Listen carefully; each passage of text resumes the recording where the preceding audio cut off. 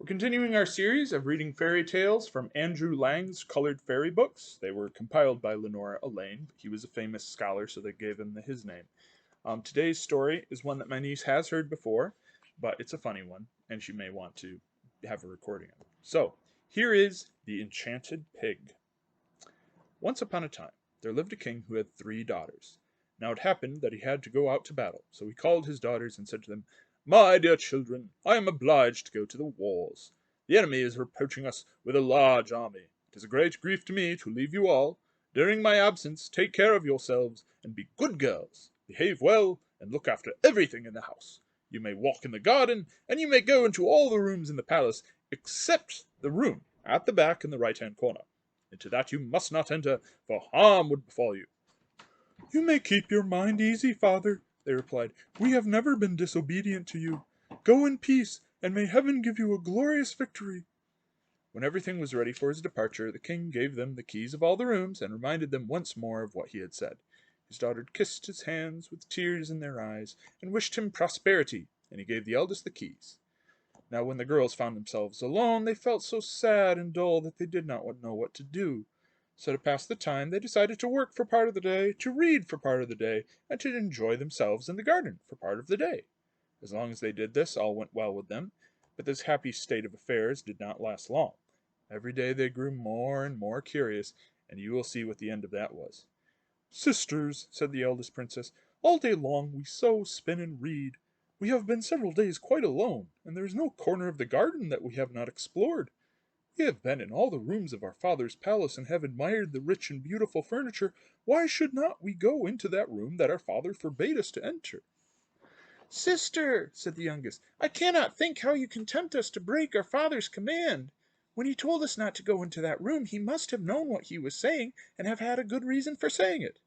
"Surely the sky won't fall about our heads if we do go in," said the second princess. "Dragons and such like monsters that would devour us will not be hidden in the room, and how will our father ever find out that we have gone in?" While they were speaking thus, encouraging each other, they had reached the room. The eldest fitted the key into the lock, and snap! The door stood open. The 3 girls entered, and what do you think they saw? The room was quite empty, and without any ornament, but in the middle stood a large table, with a gorgeous cloth, and on it lay a big open book. Now, the princesses were curious to know what was written in the book, especially the eldest, and this is what she read. "The eldest daughter of this king will marry a prince from the east." Then the second girl stepped forward, and turning over the page, she read, "The second daughter of this king will marry a prince from the west." The girls were delighted, and laughed and teased each other. But the youngest princess did not want to go near the table or to open the book. Her elder sisters, however, left her no peace, and will she, nill she, they dragged her up to the table, and in fear and trembling she turned over the page and read, "The youngest daughter of this king will be married to a pig from the north." Now if a thunderbolt had fallen upon her from heaven, it would not have frightened her the more. She almost died of misery, and if her sisters had not held her up, she would have sunk to the ground and cut her head open. When she came out of the fainting fit into which she had fallen in terror, her sisters tried to comfort her, saying, "How can you believe such nonsense? When did it ever happen that our king's daughter married a pig?" "What a baby you are," said the other sister. "Has not our father enough soldiers to protect you, even if the disgusting creature did come to woo you?" The youngest sister would fain have let herself be convinced by her sister's words, and have believed what they said, but her heart was heavy. Her thought kept turning to the book, in which stood written that great happiness waited her sisters, but that a fate was in store for her such as had been never known in the world. Beside, the thought weighed on her heart that she had been guilty of disobeying her father. She began to get quite ill, and in a few days she was so changed that it was difficult to recognize her. Formerly she had been rosy and merry, now she was pale, and nothing gave her any pleasure. She gave up playing with her sisters in the garden, ceased to gather flowers to put in her hair, and never sang when they sat together at their spinning and sewing. In the meantime, the king won a great victory, and having completely defeated and driven off the enemy, he hurried home to his daughters, to whom his thoughts had constantly turned. Everyone went out to meet him with cymbals and fifes and drums, and there was great rejoicing over his victorious return. The king's first act on reaching home was to thank heaven for the victory he had gained over the enemies who had risen against him. He then entered his palace, and the 3 princesses stepped forward to meet him. His joy was great when he saw that they were all well, for the youngest did her best not to appear sad. In spite of this, however, it was not long before the king noticed that his third daughter was getting very thin and sad looking, and all of a sudden he felt as if a hot iron were entering his soul, for it flashed through his mind that she had disobeyed his word. He felt sure he was right, but to be quite certain he called his daughters to him, questioned them, and ordered them to speak the truth. They confessed everything, but took care not to say what had led the other two into temptation. The king was so distressed when he heard it that he was almost overcome by grief, but he took heart and tried to comfort his daughters, who looked frightened to death. He saw that what had happened, and that 1,000 words would not alter matters by a hair's breadth. Well, these events had almost been forgotten when one fine day a prince from the east arrived at the court and asked the king for the hand of his eldest daughter. The king gladly gave his consent. A great wedding banquet was prepared, and after 3 days of feasting the happy pair were accompanied to the frontier with much ceremony and rejoicing.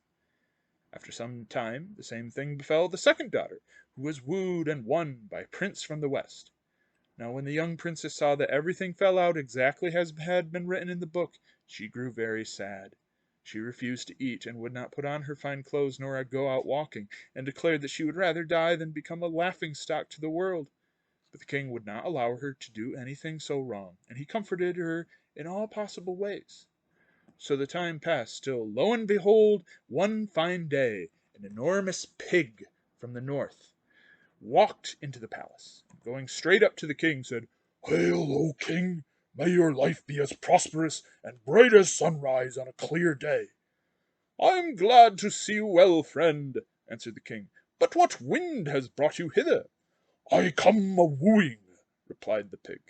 Now the king was astonished to hear so fine a speech from a pig, or any speech at all, and at once it occurred to him that something strange was the matter.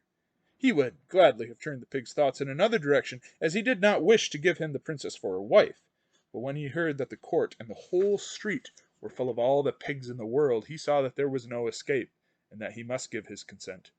The pig was not satisfied with mere promises, but insisted that the wedding should take place within a week, and would not go away till the king had sworn a royal oath upon it. The king then sent for his daughter, and advised her to submit to fate, as there was nothing else to be done. And he added, "My child, the words and whole behavior of this pig are quite unlike those of other pigs. I do not myself believe that he always was a pig. Depend upon it, some magical witchcraft has been at work. Obey him, and do everything he wishes, and I feel sure that heaven will shortly send you release." "If you wish me to do this, dear father, I will do it," replied the girl. In the meantime the wedding day drew near. After the marriage, the pig and his bride set out for his home in one of the royal carriages. On the way they passed a great bog, and the pig ordered the carriage to stop, and got about and rolled about in the mire until he was covered with mud from head to foot. Then he got back into the carriage and told his wife to kiss him. What was the poor girl to do? She bethought herself of her father's words, and pulling out her pocket handkerchief, she gently wiped the pig's snout and kissed it. By the time they reached the pig's dwelling, which stood in a thick wood, it was quite dark. They sat down quietly for a little, as they were tired after their drive. Then they had supper together and lay down to rest. During the night, the princess noticed that the pig had changed into a man. She was not a little surprised, but remembering her father's words, she took courage, determined to wait and see what would happen. And now she noticed that every night the pig became a man, and every morning he was changed into a pig before she awoke. This happened several nights running, and the princess could not understand it at all. Clearly her husband must be bewitched. In time she grew quite fond of him. He was so kind and gentle.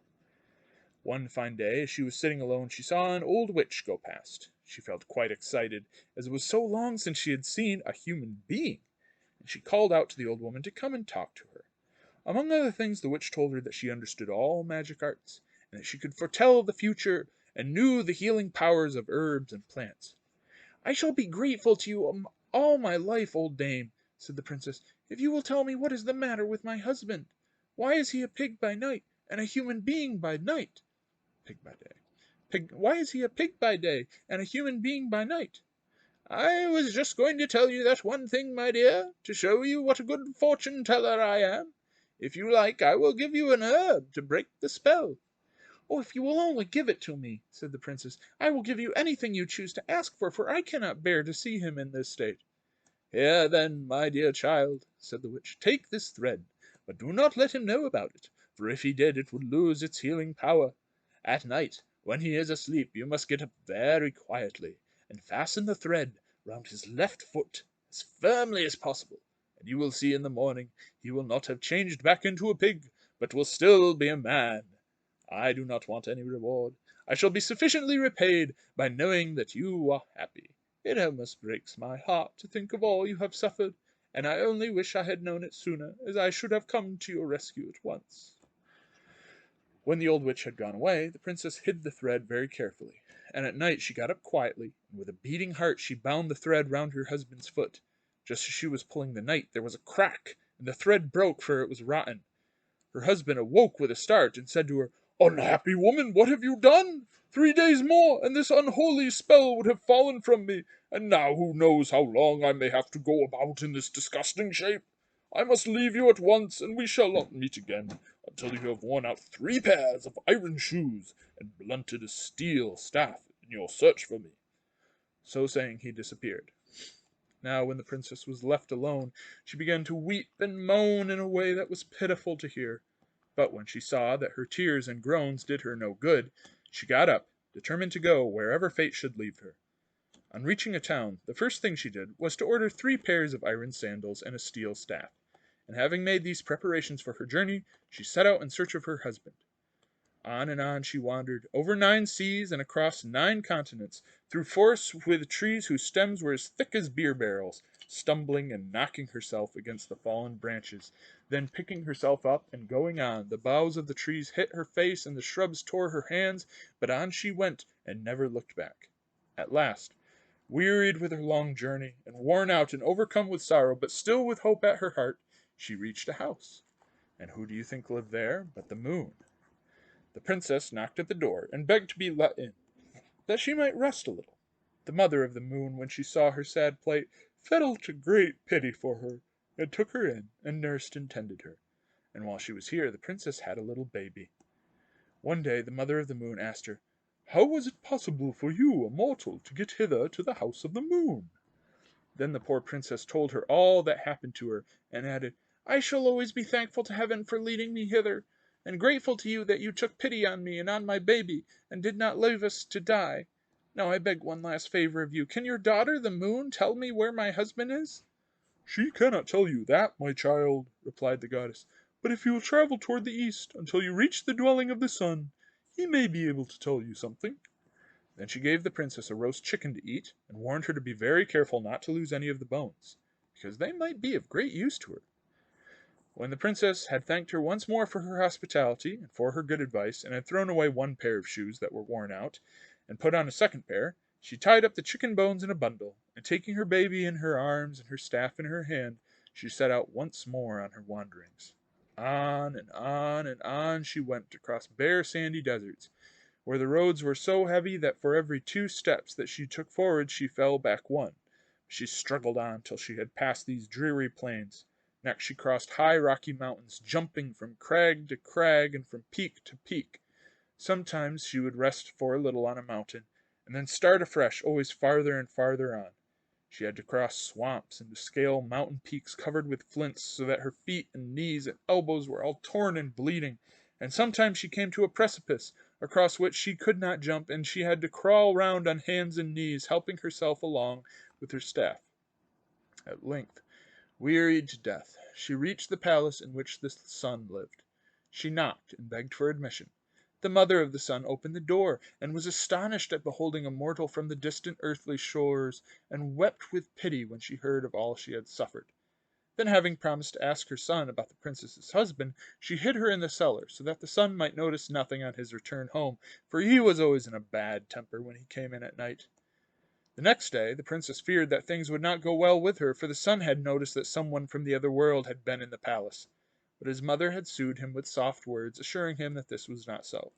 So the princess took heart when she saw how kindly she was treated, and asked, "But how in the world is it possible for the sun to be angry? He is so beautiful and so good to mortals." "This is how it happens," replied the son's mother. "In the morning, when he stands at the gates of paradise, he is happy, and smiles on the whole world. But during the day he gets cross, because he sees all the evil deeds of man, and that is why his heat becomes so scorching. But in the evening he is both sad and angry, for he stands at the gates of death. That is his usual course. From there he comes back here." She then told the princess that she had asked about her husband, and that her son had replied that he knew nothing about him, and that her only hope was to go and inquire of the wind. Before the princess left, the mother of the son gave her a roast chicken to eat, and advised her to take great care of the bones, which she did, wrapping them up in a bundle. She then threw away her second pair of shoes, which were quite worn out, and with her child on her arm and her staff in her hand, she set forth on her way to the wind. In these wanderings she met with even greater difficulties than before, for she came upon one mountain of flints after another, out of which tongues of fire would flame up. She passed through woods which had never been trodden by human foot, and had to cross fields of ice and avalanches of snow. The poor woman nearly died of these hardships, but she kept a brave heart, and at length she reached an enormous cave in the side of a mountain. This was where the wind lived. There was a little door in the railing in front of the cave, and here the princess knocked and begged for admission. The mother of the wind had pity on her, and took her in that she might rest a little. Here too she was hidden away, so that the wind might not notice her. The next morning the mother of the wind told her that her husband was living in a thick wood, so thick that no axe had been able to cut a way through it. Here he had built himself a sort of house, by placing trunks of trees together and fastening with branches, and here he lived alone, shunning humankind. After the mother of the wind had given the princess a chicken to eat, and had warned her to take care of the bones, she advised her to go by the Milky Way, which at night lies across the sky, and to wander on till she reached her goal. Having thanked the old woman with tears in her eyes for her hospitality and for the good news she had given her, the princess set out on her journey, and rested neither night nor day, so great was her longing to see her husband again. On and on she walked, until her last pair of shoes fell in pieces. So she threw them away, and went on with bare feet, not heeding the bogs, nor the thorns that wounded her, nor the stones that bruised her. At last she reached a beautiful green meadow on the edge of a wood. Her heart was cheered by the sight of the flowers and the soft cool grass, and she sat down and rested for a little. But hearing the birds chirping to their mates among the trees made her think with longing of her husband, and she wept bitterly, and taking her child in her arms, and her bundle of chicken bones on her shoulder, she entered the wood. For 3 days and 3 nights she struggled through it, but would find nothing. She was quite worn out with weariness and hunger, and even her staff was no further help to her, for in her many wanderings it had become quite blunted.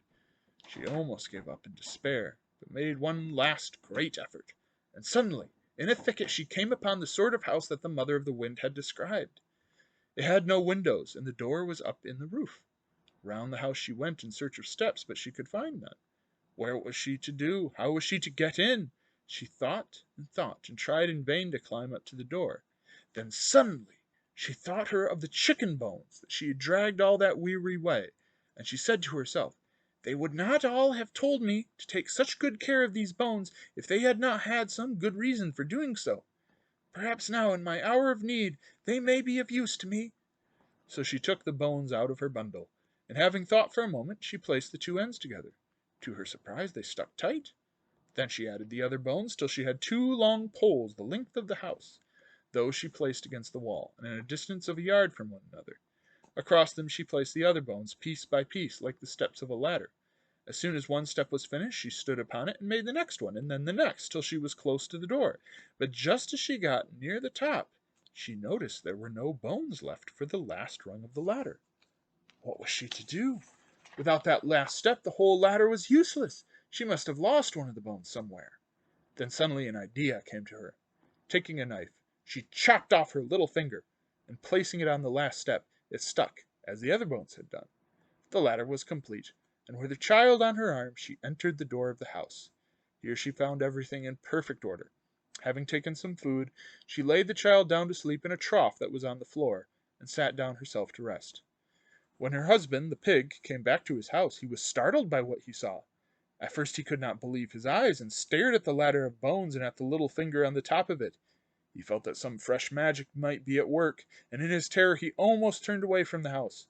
But then a better idea came to him, and he changed himself into a dove, so that no witchcraft could have power over him, and flew into the room without touching the ladder.